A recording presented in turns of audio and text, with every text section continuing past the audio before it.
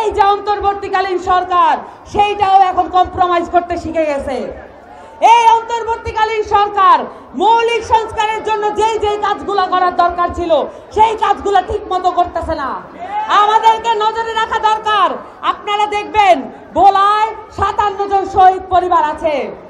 এই 57 জন শহীদ পরিবারের দেখভালের দায়িত্ব জুলাই ফাউন্ডেশন নেয় নাই।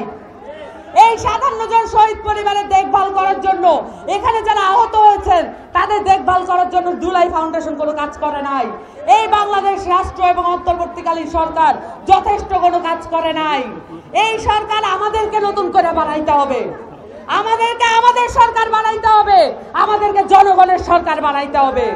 এরপর আমরা নতুন করে নতুন কাঠামো তৈরি করব। আপনারা আমাদের সাথে থাকবেন এবং ভোলাবাসীর প্রতি আমাদের অনুরোধ, আপনারা কখনো এলাকায় চাঁদাবাজ, সন্ত্রাস, দখলদারিত্ব কখনো পাত্তা দিবেন না। সকলে মিলে প্রতিরোধ গড়ে তুলবেন এবং এদেরকে ঝেঁটিয়ে বিদায় করবেন। ইনকিলাব জিন্দাবাদ।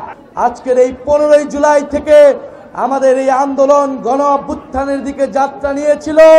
আমরা সেই গণ অভ্যুত্থানকে ধারণ করে নতুন বাংলাদেশ বিনির্মাণে, গণতান্ত্রিক বাংলাদেশ বিনির্মাণে, ইনসাফের বাংলাদেশ বিনির্মাণে, দায় ও দরদের বাংলাদেশের বিনির্মাণে শপথবদ্ধ হই।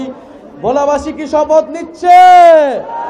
নতুন বাংলাদেশের জন্য শপথ হবে, ভোলার উন্নয়নের জন্য শপথ হবে, মর্যাদাবান ভোলার তৈরিতে শপথ হবে। ইনকিলাব ইনকিলাব, এনসিপি এনসিপি, ক্ষমতা না জনতা, ইয়া পোষনা সংগ্রাম।